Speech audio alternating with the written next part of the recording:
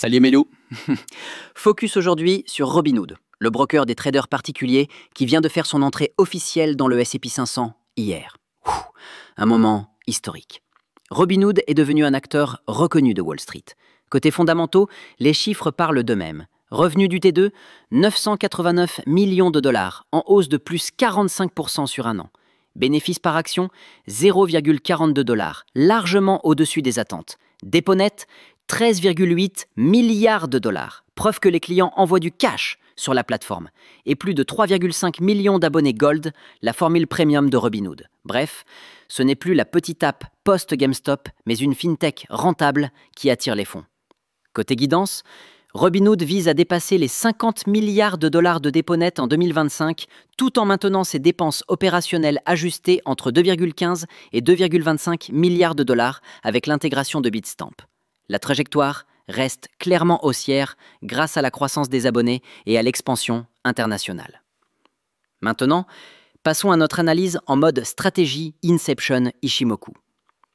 En weekly, c'est clair. Le prix est largement au-dessus du nuage. La Tenkan joue son rôle de support dynamique autour de 108 $. La Kijun Weekly, plus bas, tient les 78 $ comme support majeur de fond. Et la Chikou Span est libre. La tendance haussière long terme est validée. En daily, la structure reste puissante. Le prix s'appuie sur la Kijun Daily, entre 108 et 110 $. La résistance immédiate, c'est 120 $. Si cassure, le prochain objectif technique est à 125 à 126 $. On pourrait voir un retest au niveau 107 pour combler le dernier gap haussier post-capitalisation S&P. À surveiller de près. En H1, on affine le timing. Première zone pivot, 115 à 116 $. Mais une alarme, si on rebondit avec mèche rejetée en H1, c'est un point d'entrée propre pour viser à nouveau 120 à 123. Deuxième alarme, 118 $. Si cassure confirmée en clôture H1, continuation directe vers 125 à 126.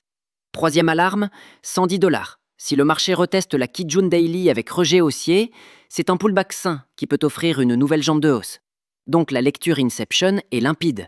En weekly, le biais est haussier. En daily, le momentum est intact, avec un possible pullback. Et en H1, ce sont les réactions chirurgicales sur 115, 118 et 110 $ qui déclenchent nos décisions. En conclusion, Robinhood entre dans le S&P avec un biais haussier confirmé. Les fonds indiciels vont devoir acheter.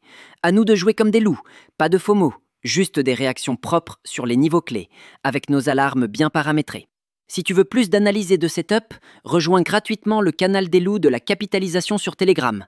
Tu trouveras le lien sur la page d'accueil de ma chaîne. C'était Jordan Belfort et iFinance Mentor. À très vite pour d'autres valeurs en finance.